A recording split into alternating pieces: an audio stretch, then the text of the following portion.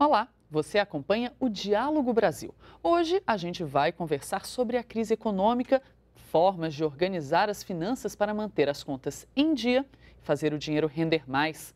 Aqui no nosso estúdio, o planejador financeiro Rogério Olegário e o presidente do Instituto Brasileiro de Estudo e Defesa das Relações de Consumo, IBDEC, Geraldo Tardan. Sejam bem-vindos. E antes de começar a entrevista, vamos ver como está o endividamento das famílias brasileiras. Todos os meses, não há fuga. As contas chegam e muitas vezes assustam o consumidor. Isso porque muitos brasileiros não conseguem pagar os débitos em dia e acabam endividados. Uma pesquisa apresentada recentemente trouxe novos dados sobre o endividamento do brasileiro. Segundo o estudo, em relação a março de 2016, o percentual de pessoas endividadas caiu, passou de pouco mais de 60% para quase 58%. Apesar de ter caído em relação a 2016, houve um leve crescimento das dívidas se compararmos com o mês de fevereiro deste ano, quando os endividados eram pouco mais de 56%. Foram ouvidas 18 mil pessoas em todo o país. Eu tive um problema com o empréstimo, não teve conta de pagar, virou uma bola de neve, tem 5 anos, né? Tem alguma loja que eu vou comprar, ainda está dando problema ainda. O cartão de crédito continua sendo o grande vilão dos endividados. 76% estão em débito. O não pagamento de carnês ocupa o segundo posto no ranking, 15,1%. O financiamento do carro aparece em terceiro, com pouco mais de 10%. E é justamente o cartão de crédito o que tem a maior taxa de juros, quando a fatura é paga em atraso. Por ano, são mais de 480%. Eu pago o meu cartão completo, porque se virar bola de neve vai ser pior para mim. Porque aí eu vou ter de mexer com o banco para fazer empréstimo para quitar o cartão. É melhor a gente pagar completo, ficar sem pagode, mas pagar o cartão completo. É uma situação assustadora, né? Apesar de uma entrevista muito bem humorada ali, é uma situação assustadora hoje das famílias brasileiras. Rogério, vou conversar com você então. Qual a saída para isso? Como sair dessa bola de neve que muitos falaram, a questão do cartão de crédito, ou do endividamento? Muita gente não sabe nem por onde começar. O problema é que as operadoras de cartão de crédito já fisgaram até as crianças, né? Porque se você sai com uma criança para ela e diz para ela que ela não tem dinheiro, olha, eu não tenho dinheiro para isso. Ah, mamãe, então dá o cartão.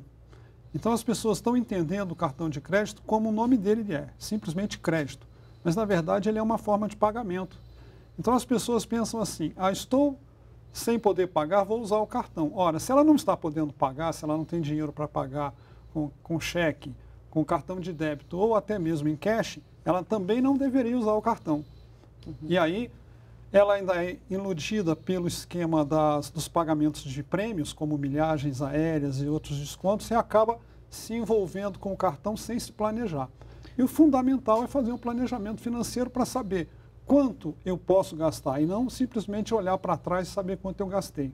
Mas no caso dessas pessoas que estão endividadas, não só no cartão de crédito, mas pessoas que têm consignados, comendo parte do salário delas, pessoas que têm dívidas com outras pessoas ou outros bancos, como fazer? Quais são os primeiros passos para que essa pessoa comece a sair do endividamento? Primeira coisa é fazer um balanço patrimonial, saber exatamente o que tem em cada dívida, quais são essas dívidas e quanto ela pesa no seu orçamento, e quanto ela te aperta. Então, tem um sentimento de qual é a dívida mais grave, não necessariamente a dívida de maior taxa de juros. É aquela que mais te aperta, aquela que tira a liquidez do seu salário, aquela que não permite você tomar decisões financeiras com o seu dinheiro presente, no presente. Então, entendendo qual é a dívida mais grave, aí é sair para pagar. Como pagar? Primeiro, baixar aplicações financeiras. Por incrível que pareça, as pessoas têm dívidas e têm aplicações financeiras normalmente de baixa eficiência, como consórcios, como títulos de capitalização, como previdência privada, caderneta de poupança. Então é importante baixar a aplicação. Não tendo aplicação financeira para baixar, a saída mais eficiente é vender bens. Mas, infelizmente, essa saída é pouco utilizada porque as pessoas têm um apego. Ora, por que eu vou vender bem? Eu já lutei tanto para adquirir isso. Então a ideia é fazer com que as pessoas vendam os bens porque é a maneira mais simples, mais fácil e mais leve de liquidar as dívidas. Não podendo vender bens, a solução é trocar as dívidas ruins por dívidas menos ruins, porque eu não considero que haja dívidas bobas. Então, é trocar aquelas dívidas de taxas altas de juros, como nós vimos na reportagem, por dívidas de taxas de juros menores, como as do empréstimo consignado ou do empréstimo pessoal. E não havendo essa solução, é ir lá bater um papo com o credor e negociar, pedir uma carência, pedir para baixar a taxa de juros, mostrar a sua real situação e dizer, olha, eu não sou mal pagador, eu não estou querendo aqui passar a perna em ninguém, mas eu tenho intenção de pagar, mas eu não tenho como pagar. Como você pode fazer para me ajudar? Agora, uma questão interessante que a gente entra agora no direito do consumidor, né, Tardan? Até que ponto o devedor, a pessoa que tem dívidas, ela pode ir ao seu credor? Qual é o limite dessa negociação? O código estabelece o seguinte, que as dívidas devem ser cobradas no horário comercial e nos dias comerciais, e com prudência. Nós recebemos muitas reclamações de pessoas que são ofensivamente cobradas por empresa de cobrança, porque são repassados para a empresa de cobrança ganha um percentual se receber, então torna a vida desse consumidor um inferno. Nós já tivemos cliente que printou assim, 26 ligações em um só dia e todas elas ofensivas. E isso é ilegal? Não, isso é ilegal, tá? Então, porque se você quer tratar de uma cobrança, você pode tratar da forma por telefone, por mensagem, por e-mail. Agora, você não pode fazer esse tipo de pressão. A via correta para você fazer isso é o judiciário. Então, se você não está recebendo, vai ao judiciário e entra com ação contra o consumidor. Então, esse consumidor que apareceu no Instituto, nós fizemos a orientação, ele entrou com uma ação de danos morais, pediu a interrupção das ligações e foi beneficiado com uma condenação de R$2.000 em favor dele de danos morais, por excesso, né, da forma de cobrar, da forma de tratar esse consumidor. Chega para nós, no Instituto, a situação que é uma situação bem dramática, é que o consumidor hoje, a grande maioria, ele não é endividado. Ele é superendividado, é uma nova figura jurídica. Esse superendividamento a gente compara como se fosse uma empresa. Então, vamos supor, se ele fosse uma empresa, qual é a situação dele? Falido. Então, o superendividado, ele é insolvente, porque não tem a falência da pessoa física. Chama-se insolvência civil. Então, ainda tem esse argumento que a pessoa que está nessa situação pode pedir a sua insolvência, ele pede a sua falência. E aí, todos os credores são convocados para uma audiência, apresentam um plano de recuperação, igual acontece na falência, uma recuperação judicial, e ele vai pagar dentro daquela proporção que lhe foi apresentada. Se os credores não apresentam, aquela dívida não vai poder ser mais cobrada. Mas é um instrumento jurídico pouquíssimo usado no Brasil por falta de conhecimento do consumidor. E muita gente acaba endividada por juros altos. A gente já sabe que a economia brasileira hoje tem juros altos, mas também por uma coisa chamada juros abusivos, que são hoje alvo aí, de questionamento na justiça. Como saber se o consumidor ele foi alvo de juros abusivos e se ele tem direito de questionar isso? Ele tem que tomar um pouco de cuidado com isso aí, com essas promessas. Você vê que você anda no trânsito, tem lá, reduz a prestação do seu carro, reduz o seu empréstimo. Aquilo ali tudo é balela. A decisão do STJ é o seguinte, cada produto bancário tem um juro divulgado pelo Banco Central.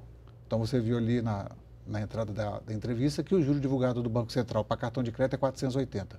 Então, se o banco está cobrando 480, não tem prática errada nisso aí. O que pratica errado são aqueles cartões vinculados a magazines, vinculados a supermercado, vinculados a esse outro tipo de, às vezes até materiais de construção, que aí cobra 900, cobra 1000% ao ano. Esse você consegue reduzir. A gente alerta isso para o consumidor não fazer uma ação revisional de um produto que esteja dentro do limite de mercado divulgado pelo Banco Central e ter uma sentença condenatória contrária a ele. Geralmente os valores são altos e ele ainda vai pagar os honorários do advogado do banco.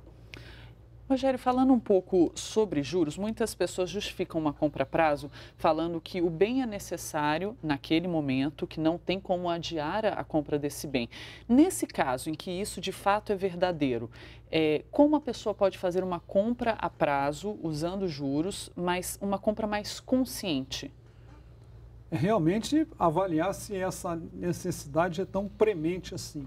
O que nós poderíamos dizer que é que é premente, necessário, normalmente é alguma coisa para salvar a vida, né? Talvez um medicamento, talvez um equipamento necessário para salvar a vida, o que não acontece regularmente com todas as famílias, ou com a maioria das famílias.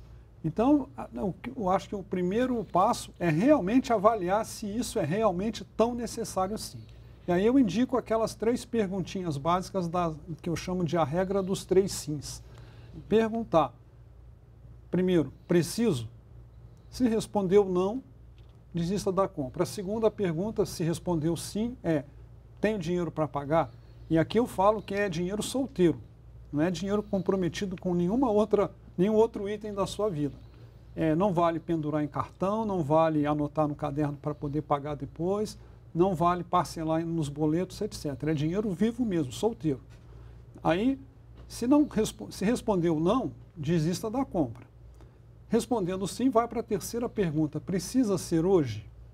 Porque essa terceira pergunta, ela vai verificar se você pode esperar até amanhã. Podendo esperar até amanhã, pode ser que a necessidade passe, pode ser que você ganhe, pode ser que a situação mude. E você também vai verificar, esperando até amanhã ou mais uns dias, se realmente você não estava envolvido com a emoção, envolvido com a lábia do vendedor, com a beleza da vendedora, envolvido com aquela propaganda linda e maravilhosa que tocou seu coração, sua alma. Então, você dá um tempo para que essas necessidades aparentemente falsas desapareçam. Agora, se depois de responder sim a essas 3 perguntas e você chegar à conclusão que realmente precisa daquele item, então compre. Mas aí vai pesquisar, vai fazer um levantamento, vai na internet, vê quanto custa na internet e depois sai com o projeto da compra já definido e vai lá negociar com o comprador. E preferencialmente naquele lugar onde você possa fazer um leilão. Eu vou na primeira loja, vou na segunda, avisa na primeira que você vai na segunda, avisa na segunda que você foi na primeira e vê quem baixa o preço para poder fazer uma compra mais eficiente a um custo menor. Perfeito. A TV Brasil foi às ruas para saber quais são as dúvidas das pessoas em relação às finanças. Durante o programa, nós vamos mostrar alguma delas. Vamos ver o que quer saber o militar Júlio de Almeida.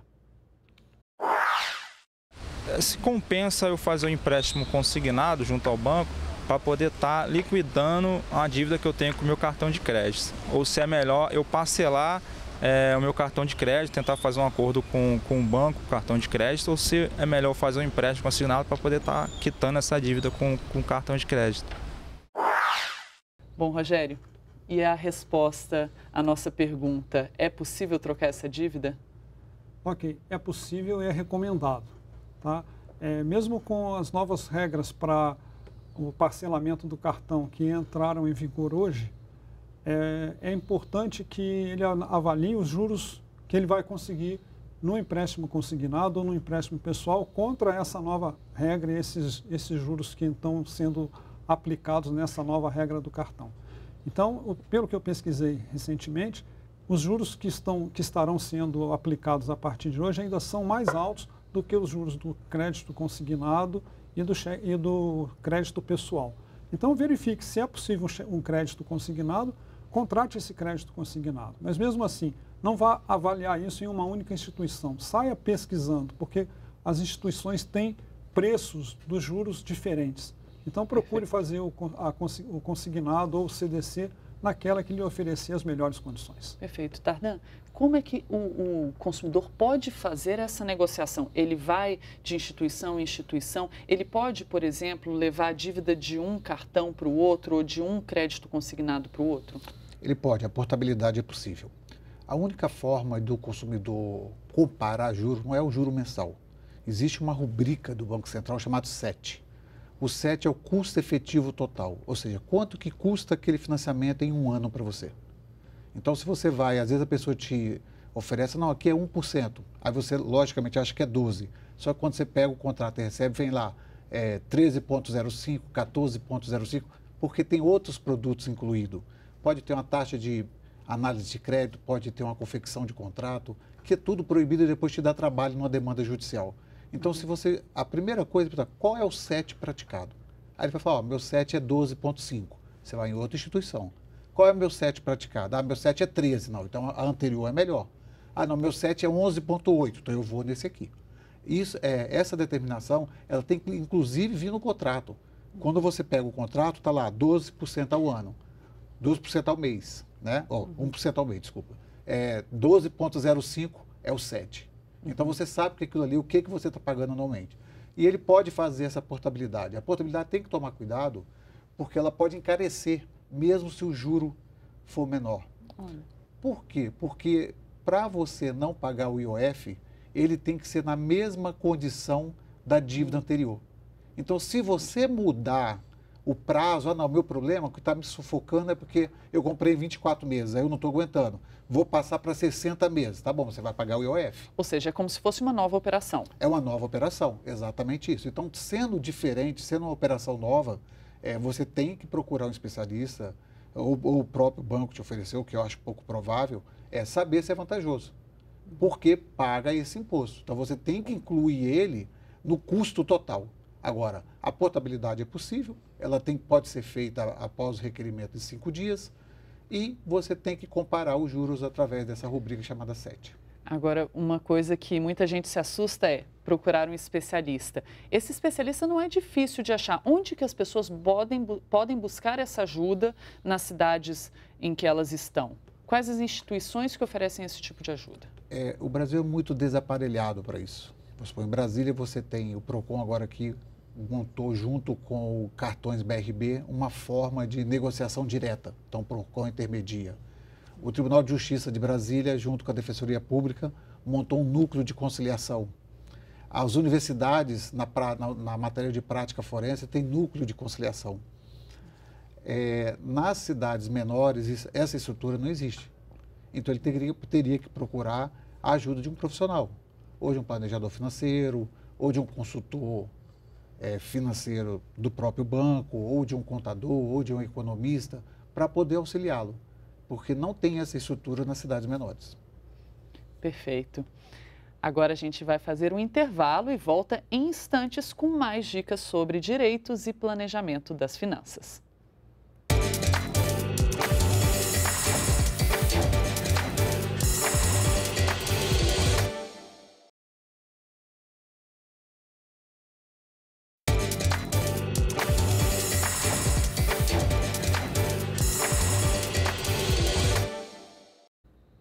O Diálogo Brasil está de volta. Hoje a conversa é sobre planejamento financeiro para enfrentar a crise e direitos do consumidor.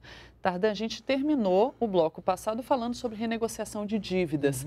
O brasileiro tem dificuldade de se separar dos seus credores? Ele é muito fiel aos bancos, por exemplo? Ele tem uma fidelização muito grande, tá? E por muitas vezes essa fidelização leva ele ao prejuízo. Na grande maioria das vezes leva ao prejuízo. Então, o brasileiro tem aquela parte emocional, que o doutor Rogério falou, de falar, não, eu sou cliente do Banco do Brasil há 25 anos. Ah, não, olha meu cartão, olha meu cheque, você vai ver lá quando que eu abri, porque vem anotado quanto tempo de conta. Isso pode lhe causar um prejuízo imenso. O que o consumidor tem que entender é que o banco é um prestador de serviço. Então, ele tem que ir para o prestador de serviço que lhe seja mais em conta, que lhe ofereça produtos melhores, que lhe atenda adequadamente na medida das suas necessidades. Porque, às vezes, para você ficar fidelizado a determinado banco, você paga uma taxa mensal de administração da sua conta alta e você não utiliza nem metade daqueles produtos que estão ali. Então, você pode ir para uma cooperativa que a sua categoria profissional é vinculada, que o custo vai ser muito menor. Você pode ir para um banco mais popular, que o custo pode ser muito menor. Então, você, além da portabilidade, o consumidor tem que analisar essa questão da fidelização e saber qual banco lhe promete e lhe entrega, não é só prometer, um custo menor para a administração da sua conta bancária e dos seus produtos e o produto que ele usa. Ele nunca supradimensionar, não, você tem 10 dias no cheque especial para poder pagar se você... Bom, mas eu não uso cheque especial. Ah, posso te dar um cartão internacional. Ah, mas eu não faço viagem internacional. Então, tudo isso tem que entrar racionalmente no cálculo dessa fidelização bancária. Essa questão da fidelização bancária, na verdade, é uma fidelização a todas as marcas, né? Uma vez, conversando com um consultor financeiro, ele me falou, não seja fiel a marca de sabão em pó, não seja fiel. Esse é um dos principais erros na hora de consumir. Agora falando sobre consumo, de como as pessoas podem consumir melhor, gastar o seu dinheiro de uma forma melhor. Essa é uma das dicas? Essa é uma das dicas. Começando pelos bancos, como o Tardan falou, sempre haverá um banco melhor do que o seu. Mas, infelizmente, o seu gerente não vai te dizer isso. Tá? E tudo nos bancos é negociável. Todas as taxas, tarifas, você pode negociar tudo. Até taxas dos investimentos, como CDB, LCA, LCI, tudo é negociável. Então, vá aprender sobre isso e vai discutir com o seu gerente os custos e as tarifas que você paga para poder melhorar o custo para você. E se achar banco melhor, troca de banco sem nenhum problema. E aí você não seja fiel ao banco e também a nenhuma marca. Por quê? Porque você até deixa de experimentar algo que você não conhece, que às vezes é muito melhor. Então, mudar o padrão de consumo, experimentar coisas novas, faz, além de bem para o bolso, faz bem para o cérebro. Porque você sai daquele lugar comum. E quanto mais você exercita o cérebro, mais opções você acha para ajudar você a resolver os seus problemas, quer seja na área financeira ou em qualquer outra área. Então, você passa a ter mais elementos para poder tomar boas decisões. E quais são os principais erros, Rogério, que você percebe na hora das pessoas lidarem com o próprio dinheiro? O que acaba levando elas ao endividamento? O primeiro erro é não fazer um planejamento financeiro prévio, fazer um plano de voo. Ou seja, o que eu vou fazer com o meu dinheiro a partir do primeiro dia em que ele chegar. E como eu vou chegar com ele até o último dia, aquele dia que antecede o próximo pagamento. Então, é fazer um plano, vou pagar isso, vou gastar com aquilo e tal. E à medida em que isso vai acontecendo, você vai acompanhando. Porque eu vejo muita gente anotando gastos, botando isso na carteira, na bolsa, na gaveta, para chegar no final do mês e somar quanto gastou. E aí leva um susto, porque depois, na hora de fazer a soma, depois de 30 dias gastando, nossa senhora, era para ter gastado X e gastei 2X. Então, isso não faz sentido algum. Então, as pessoas estão fazendo um orçamento retrospectivo, ou seja, estão olhando para trás. E você não tem mais ação sobre o que você gastou. E aí é preciso fazer um orçamento prospectivo.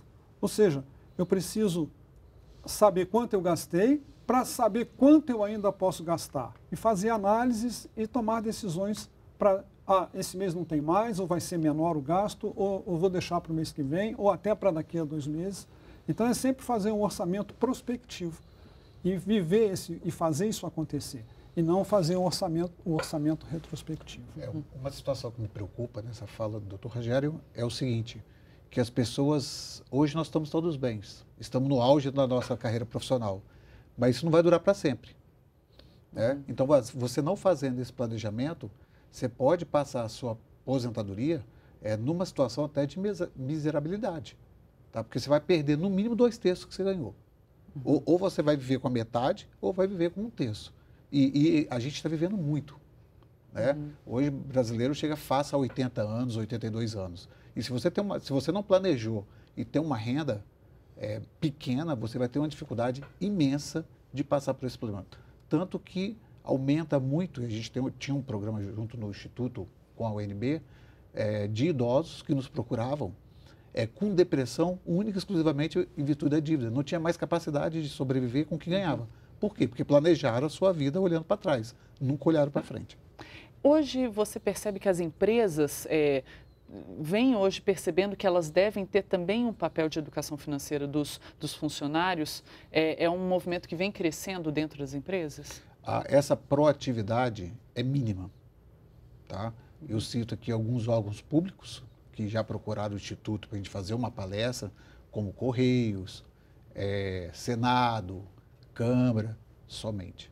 As outras empresas privadas, eu pelo menos não tenho conhecimento dessa proatividade para que você faça esse planejamento financeiro, principalmente para a sua aposentadoria.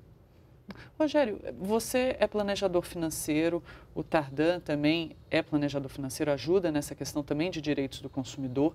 Como que a gente pode, então, quebrar esse ciclo? Porque me parece um ciclo em que as pessoas não sabem como lidar com o seu dinheiro, não ensinam aos seus filhos, que crescem e também se tornam mesmo consumidor inconsciente, digamos assim. Exatamente. Como lidar, como quebrar, então, esse ciclo?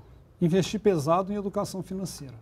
A começar pelas escolas, e as crianças são uma esponja, ávidas por conhecimento, e às vezes a criança bem educada, ela acaba por estimular os pais a buscar a educação financeira também, e as empresas, os órgãos públicos, as empresas privadas podem também colaborar muito, porque talvez eles não saibam, mas o funcionário de bem com o dinheiro, ele trabalha com muito mais empenho, ele produz muito mais, ele falta menos, adoece menos, ele raramente se mete em falcatruas na empresa, ele atende melhor o cliente, ele acha novas soluções porque ele não está com a cabeça presa ao problema dele, sim ao trabalho, e aí ele começa a achar soluções, começa a dar ideias, começa a ser mais criativo, mais proativo.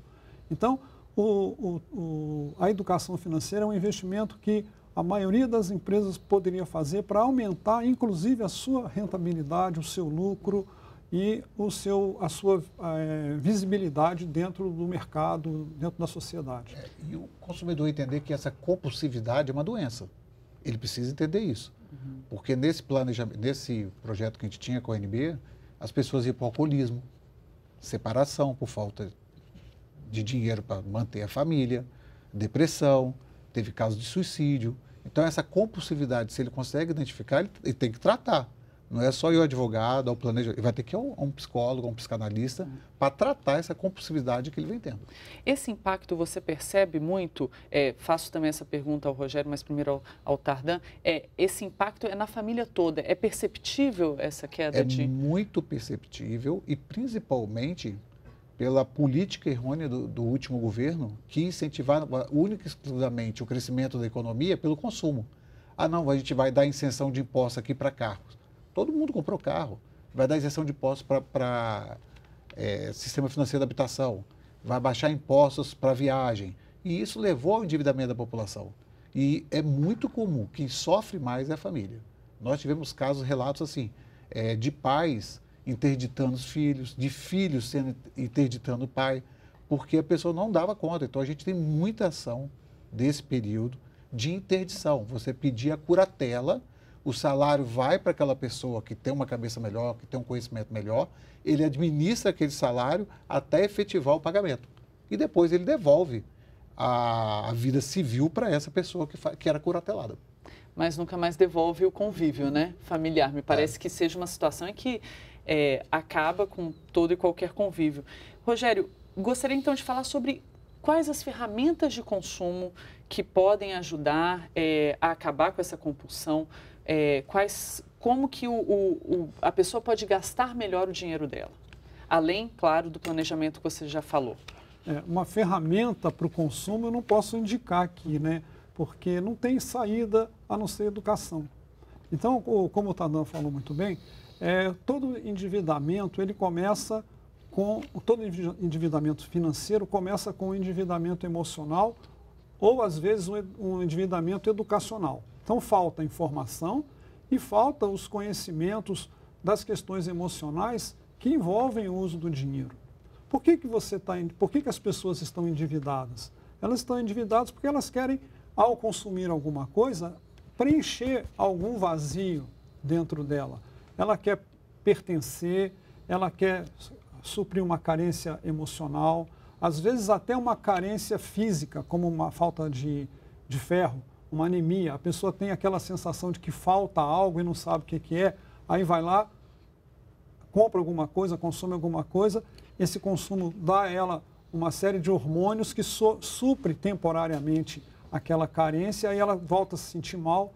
Então é importante, às vezes, até mandar fazer um exame médico para saber se tem carências vitamínicas, tem carências... É sério. E avaliar as carências que as pessoas têm, as carências emocionais, as relações com a família, os modelos familiares, como ela aprendeu a usar o dinheiro, quais foram os modelos que ela viu quando criança, ok? Então, e tratar isso com a ajuda do psicólogo, com a ajuda de um psiquiatra, muitas vezes com a ajuda de um outro profissional de saúde, para poder fazer um trabalho conjunto com o planejador financeiro. Lá no nosso trabalho, no nosso escritório, nós temos esse trabalho. As finanças caminham paralelamente às questões emocionais. Não dá para separar uma coisa da outra. Agora, uma cena muito comum de uma pessoa compulsiva, de compras compulsivas, é ela ter um armário cheio de roupas, muitas vezes nem mesmo usadas, carros, móveis, dependendo, claro, de qual é a preferência de consumo dela. Muita gente nessa situação hoje tem usado a internet para tentar alavancar dinheiro, vendendo artigos usados em diversos sites que hoje são especializados. Tardan, quais são os pontos que essas pessoas têm que ficar atentas? Porque agora elas estão do outro lado, né? Elas são as vendedoras. Quais são os pontos que elas devem ficar atentas nesses instrumentos para que elas também não entrem e acabam entrando numa roubada? Esse advento desse mercado de compras coletivas e também como se fosse um bazar de luxo, as pessoas estão vendendo, ele é fundamental e ele contribui muito para o endividamento. Porque um toque você compra. Eu estou te falando isso porque eu sou uma pessoa extremamente controlada e já comprei uma viagem e comprei um outro produto que eu não tinha a mínima necessidade nessa situação. Porque era um produto que eu sempre tive vontade de ter, mas não me fazia falta nenhuma. Então, assim, eu precisava? Não. Mas eu tinha dinheiro para pagar e eu queria consumir. Então, foi um toque e o produto chegou em casa. Então, tem que tomar muito cuidado nessas compras online. As vantagens são muito grandes, então, quando tem muita vantagem, você deve desconfiar da vantagem. Esse produto que eu estou te falando, eu fui fazer uma depilação de laser, porque eu tenho uma barba muito complicada. Então, assim, uma sessão, vamos supor, custava R$200. Na verdade, o produto inteiro com 10 sessões era 200. Só que o que ele aplicava de laser não era nem um terço do que é a aplicação normal. Então, era uma falcatrua. Eu não tinha como me proteger disso aí. Eu acabei passando por uma secretária do escritório e dei de presente para ela. Então, assim, tem que tomar muito cuidado, contribuiu para o endividamento. Essas pessoas que estão vendendo, ela tem que saber que naquele momento elas passam a ter uma relação jurídica com o comprador, tá? Então, qualquer problema que ela tenha com esse comprador, que ela não cumpre como prometido, ela responde isso na justiça. Sendo um fornecedor, não. Ela vai responder pelo Código Civil ou vai responder pelo Código de Direito do Consumidor e, às vezes, até pelo Código Penal, se ela aplicou algum golpe nesse prometente comprador. Perfeito.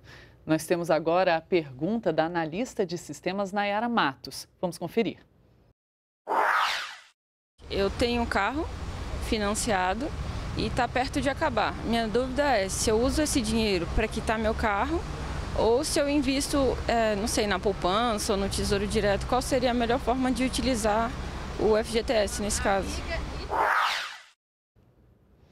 Rogério, vamos então para você.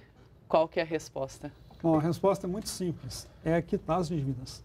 Porque por maior que seja o rendimento que ela vai obter em qualquer aplicação financeira, ele não vai superar as taxas de juros, o 7, como o Tardan explicou há pouco, das dívidas que ela tem. Então, não precisa fazer conta. Quita as dívidas e coloque na cabeça. No Brasil, nós precisamos trabalhar com pagamentos de juros zero e recebimento de juros máximo, porque nós moramos num país que tem a maior taxa de juros do mundo. Então, o nosso sistema macroeconômico é muito cruel para quem tem dívidas para pagar. Elas são absurdas. E muitas vezes as pessoas acham que as dívidas e os juros são baixos, que a dívida não pesa tanto, porque ela faz uma comparação relativa errada. Ela compara a dívida do cheque especial e do cartão de crédito com a dívida do CDC e do crédito consignado. Então, parece que essas últimas são muito mais baratas e que vale a pena. Não vale a pena, não.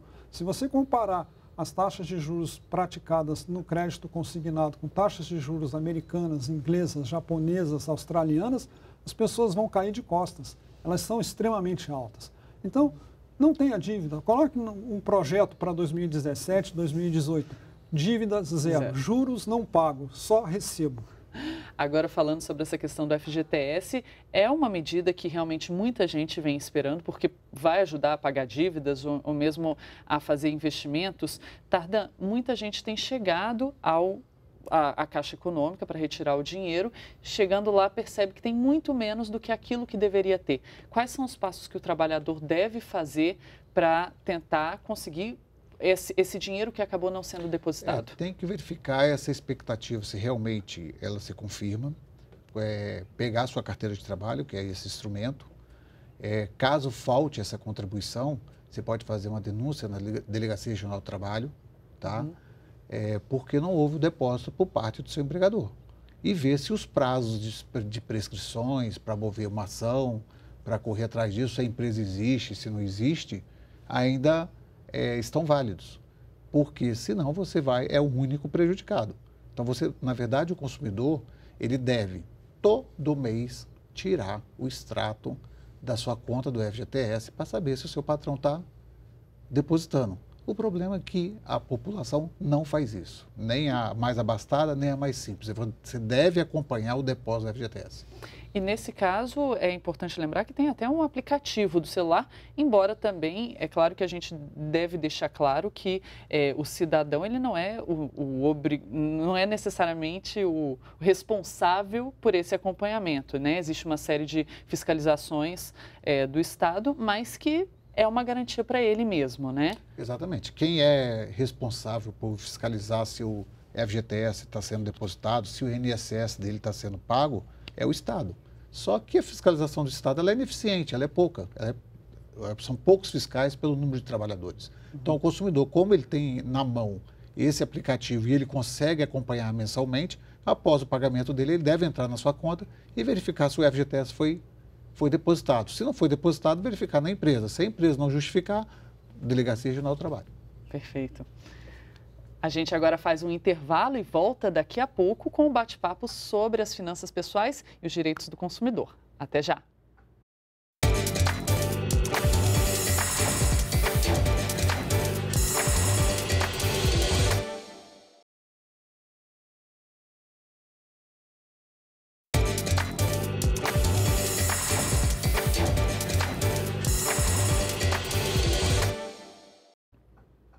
O Diálogo Brasil está de volta. Nós estamos conversando sobre como evitar as dívidas e como fazer o dinheiro render em tempos de crise econômica. Já falamos sobre quitar dívidas, já falamos sobre como consumir melhor. Então agora nós vamos falar sobre como esse dinheiro pode crescer. Olegário, vou começar com você com uma pergunta que eu sei que o planejador financeiro tem certa restrição. Para o pequeno investidor, quais são as opções existentes no mercado e quais são os benefícios e os contratempos que cada uma delas oferece? Bom, tanto para o pequeno quanto para o grande investidor, indicar um produto financeiro é igual a indicar um automóvel. Cada um tem suas características e servirão de modos diferentes para cada usuário desse produto, tanto o automóvel quanto o investimento. Mas, restringindo bastante a resposta, para o pequeno investidor, para aquelas pessoas que estão querendo começar, a poupança todo mundo sabe que não é uma boa, porque rende menos e passou aí por vários meses perdendo até pela inflação. Mas nós temos no nosso mercado um produto muito interessante que com R$30 você pode começar e as taxas são as mesmas de quem investe 30 ou 1 milhão, que é o Tesouro Nacional. Então hoje, se você quer começar um investimento e o seu investimento, e o seu dinheiro é pouco para isso, recorra ao Tesouro Nacional. Entre no site do Tesouro Direto, lá tem todo um passo a passo para você aprender, tem filminhos, tem instruções muito, muito bem elaboradas e lá você aprende a usar as ferramentas, aprende a escolher o produto e se tiver dúvidas, consulte um consultor financeiro, um planejador financeiro para te ajudar. Às vezes as pessoas também erram na hora de investir porque querem investir sozinho. O mercado financeiro é um mercado muito complexo. Quando se tem um problema legal, problema jurídico, se procura um advogado e não vai estudar direito. Num mercado tão complexo quanto é o mercado financeiro, as pessoas tendem a errar porque querem fazer sozinho. Paga a consultoria, vai sair muito mais barato, vai ser muito mais eficiente. Mas, na dúvida, para começar, vá aprender sobre o Tesouro Nacional. O Tesouro Direto realmente tem sido uma escolha campeã dos pequenos investidores, né? Até pela facilidade. Agora, uma coisa que não tem como fugir é que tem que ser cliente de uma corretora para conseguir investir no Tesouro Direto.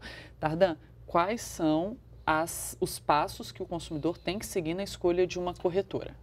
Não só na corretora, mas de qualquer produto bancário, o consumidor, principalmente esse que oferece uma rentabilidade maior, ele deve ler o contrato, tá?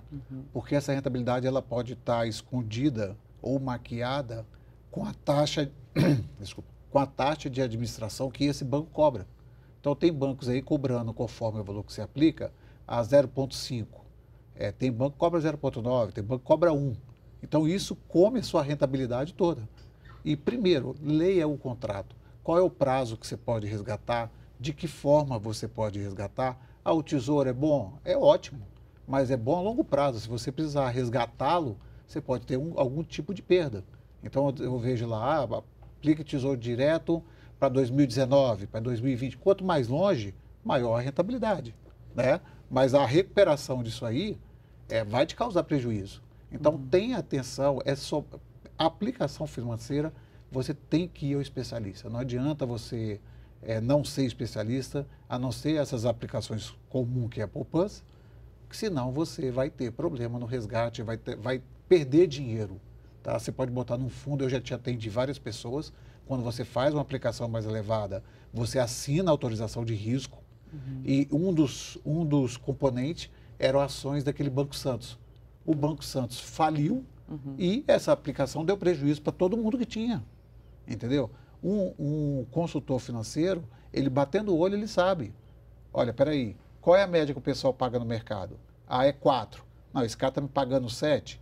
Tem alguma coisa errada, tem alguma vantagem devida aqui. Ou esse 7 está me diluindo e me comendo lá na administração, ou ele está fora do mercado e ele quer captar para aplicar um golpe.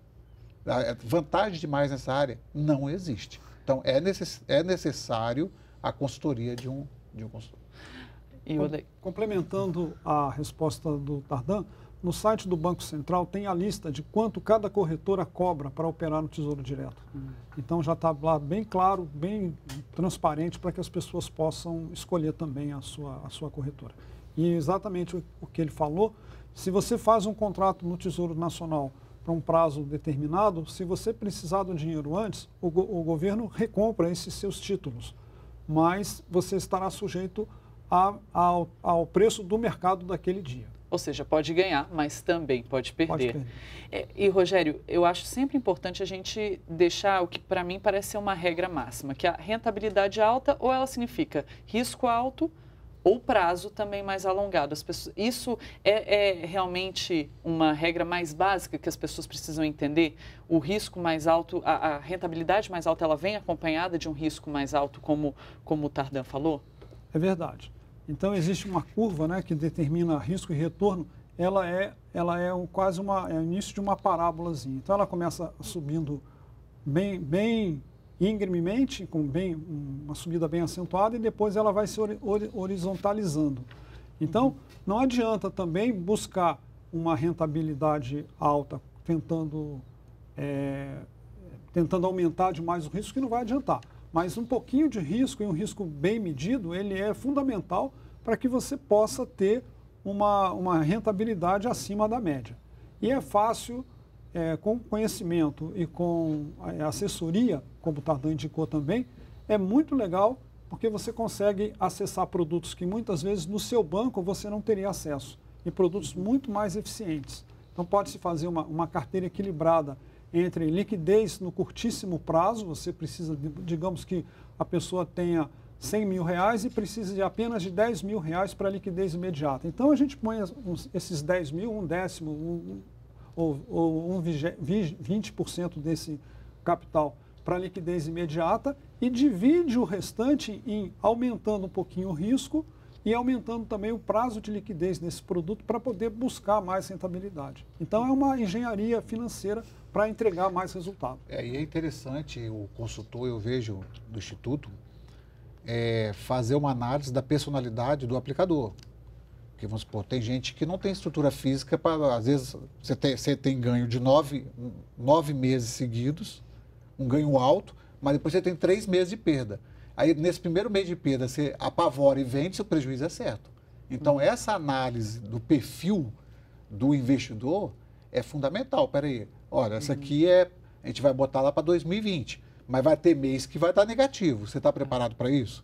Porque às vezes a pessoa entra em pânico, porque nunca teve um produto daquele, e faz a retirada naquele mês que deu negativo. Vai tomar prejuízo. Não tem Ou então ele não tira, mas também não dorme.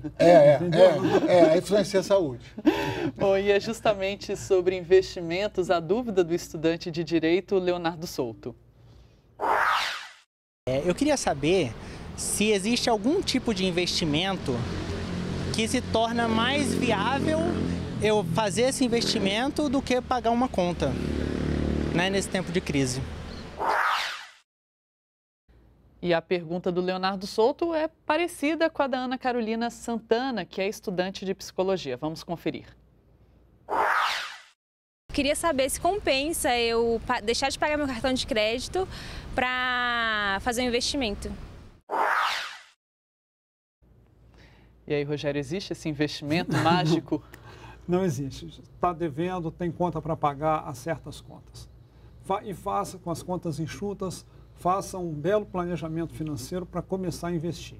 E aí o segredo é dívida zero, ou seja, não pago juros, agora passo a receber juros. E para passar a receber juros é transformar aquilo que você precisa guardar para o futuro em despesa pagas a você mesmo. Então, primeiro, você calcule e separe o que você precisa investir para a sua aposentadoria, para trocar o carro, para viajar, para presentear, para comprar uma bela casa, para fazer uma pós-graduação, tudo com objetivos positivos, e separe esse dinheiro e gaste o que sobrar. É o inverso, as pessoas primeiro tentam investir o que sobra. Isso não funciona porque apelos para gastar tem para todo lado. Então, faz o inverso. Calcule e separe o que precisa investir e gaste o que sobrar. Agora, existe um aplicativo muito interessante que se chama Calculadora do Cidadão, que ela é feita pelo Banco Central, ou seja, é um aplicativo muito seguro e que traz na mão do consumidor todas essas possibilidades, não só verificar comparação de juros de cartão de crédito, também a questão de valorização do dinheiro no caso de um investimento. Esse tipo de aplicativo de celular pode ser uma boa para o consumidor ter em mãos, para ele perceber o tanto que ele ganha em guardar dinheiro?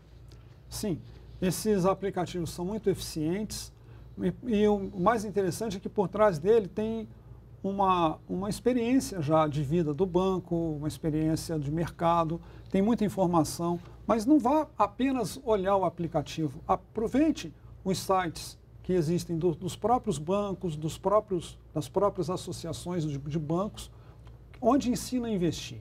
Claro que sempre com o pé atrás, porque é atividade de banco. Mas tem muita informação importante. Tem um site chamado comoinvestir.com.br, da Anbima, Associação Nacional das Empresas do Mercado Aberto, e o site é muito legal, tem muita informação legal e as pessoas precisam consultar mais. Não existe fórmulas mágicas. Eu acho que o conhecimento é a ferramenta fundamental para que as pessoas possam aprender a investir e investir melhor. Então, consulte esse site, tem os sites dos consultores financeiros, tem muita informação legal e disponível gratuita na internet. Eu gosto sempre de uma orientação, principalmente a gente tem muita consulta de veículos, a pessoa acha que tem juro abusivo, que tem prática abusiva. Quando me consulta antes de comprar, né, antes de fazer a besteira, aí eu falo o seguinte, quanto custa esse carro à vista? Um exemplo, R$30 mil. Quanto você vai pagar ele a prazo? Vou pagar 20 mil reais a mais de juro. Tá bom, pega esses 20 mil, divide por quanto você ganha por mês. Aí quando ele divide, ele fala, não, mas peraí, eu tenho que trabalhar 18 meses só para pagar o juro do banco. Aí ele não compra. É a conta que eu faço para ele ter essa percepção, porque às vezes é um consumidor mais simples. Então eu falo, você tira o juro, divide, porque o salário para ele é sagrado. Para todo mundo é sagrado. Fala, divide o juro pelo seu salário. E se você quiser tomar um susto maior ainda, multiplica por quantos dias. Em vez de ser quantos meses, multiplica por quantos dias. Ah, mas eu tenho que trabalhar 1.050 dias para pagar o juro. Então, se você já está me respondendo. Compensa você comprar? Ah, não, vou comprar um mais simples, ou vou comprar um usado, ou vou juntar para pagar menos. Então, essa é a resposta. Hoje chega no IBMEC ou a você mais preocupações a respeito da aposentadoria? A gente conversou mais cedo sobre a questão do aposentado e que muitas vezes chega a uma situação realmente de desespero. Hoje é uma preocupação ainda mais presente com a questão da reforma da Previdência? Não, no Instituto a gente trata só de direito do consumidor. Então, infelizmente, chega a muita consulta de consumidores que estão super endividados, não por sua culpa, mas por ter bons salários e facilitarem a retomada de empréstimo para netos, para filhos, e ninguém paga. Ninguém paga o idoso. Porque qual é a atitude que ele vai tomar contra o neto? Ele vai processar o neto? Qual é a atitude que ele vai tomar contra um filho que pegou um empréstimo e não pagou? Então, esse consumidor tem ido com muita frequência, a origem da dívida não é dele, e ele não tem a capacidade de dizer não. Porque se ele fala não, arruma um problema que ele não vai conviver com a família. Se ele diz sim, o prejuízo é dele. Porque as pessoas não pagam. Pagam um mês, pagam 2 meses, depois não pagam. Um outro endividamento que tem crescido nessa mesma vertente é o de FIES. O FIES hoje, você depende de quê? De 2 avalistas. Tá? A pessoa forma, não arruma um emprego. O executado é o avalista. Então, tem que aprender a dizer não também como uma prática de planejamento financeiro. Porque você, com essa facilitação, você vai se endividar e vai viver com dificuldade. Então, Tardan, gostaria só que você deixasse aí um último ensinamento, um último alerta, não só sobre endividamento, sobre gasto, mas também sobre investimento. O consumidor deve ficar atento a quê para conseguir sair da crise em 2017? O principal elemento que o consumidor deve fugir é das grandes ofertas e grandes facilidades. Tá? Então, quando tem uma oferta muito grande, uma facilidade muito grande, existe algum tipo de contrapartida desse fornecedor que está oferecendo esse produto. Então, ele não caia na facilidade, consulte, tem PROCON, tem Defensoria, tem consultores, tem lá no Corecô também, se eu não me engano, tem uma parte de consultoria, as universidades, para que ele consiga planejar. Ele deve fugir o máximo possível das dívidas. Rogério, faço a mesma pergunta para você. Com foco no endividamento, na forma de gastar e também nos investimentos. Quais são os passos, o que o consumidor, o que a pessoa deve fazer para sair do endividamento em 2017? Um caprichado planejamento financeiro. É saber quanto ganha, quanto tem que gastar, quanto pode gastar e fazer previamente isso. E projetar suas despesas futuras, aquilo que vai acontecer, que ela tem que pagar na frente por obrigação, porque ela quer fazer, as despesas mensais, normalmente as pessoas só olham para elas, porque se não pagar tem juros, cortes de serviços, multas, e também as despesas do dia a dia, aquelas despesas que dependem de você.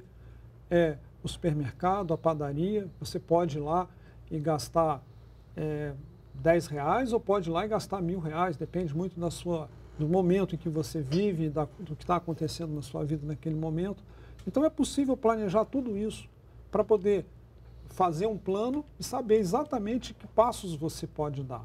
Então, é tomar uma consciência situacional do seu dinheiro, para não ser aquele consumidor inconsciente, e sim um consumidor consciente. A consciência situacional é uma expressão que eu trago da aviação, onde eu trabalhei 31 anos. Então, se você perde a consciência situacional, a chance de um acidente é iminente. E nas finanças a mesma coisa. Se você perde a consciência do que você pode fazer, essa consciência financeira situacional, também o acidente é iminente. O acidente é transformado em juros, em dívidas, em dores de cabeça. Então, fazer um belo planejamento para que você tome as decisões corretas e quando precisar botar o pé no freio, bota o pé no freio e quando puder enfiar o pé na jaca enfie o pé na jaca. E principalmente perceber que o dinheiro guardado hoje, mesmo pouco, isso é que eu acho que as pessoas não percebem, que mesmo pouco dinheiro durante muito tempo gera com bons investimentos, claro, gera um montante possível de te manter na velhice, não é isso? Perfeito, porque o que mais faz sentido e o que mais faz o seu dinheiro crescer nessa conta é o tempo, porque ele é representado nas fórmulas de matemática financeira pela letra N, e se você olhar essas fórmulas, ele está lá sempre no expoente. Então, não dá para brincar com os números no expoente. Quem estudou matemática sabe muito bem disso. Então, aproveite o tempo a seu favor. É a ferramenta mais cara que nós temos, em todos os sentidos. Muito obrigada. O Diálogo Brasil termina aqui. Eu agradeço a presença do planejador financeiro Rogério Olegário e do presidente do IBDEC, o Instituto Brasileiro de Estudo e Defesa das Relações de Consumo, Geraldo Tardan. E se você quiser saber mais sobre o nosso programa, entre no site da TV Brasil. Na segunda que vem, o Diálogo Brasil está de volta às 10 da noite. Até lá!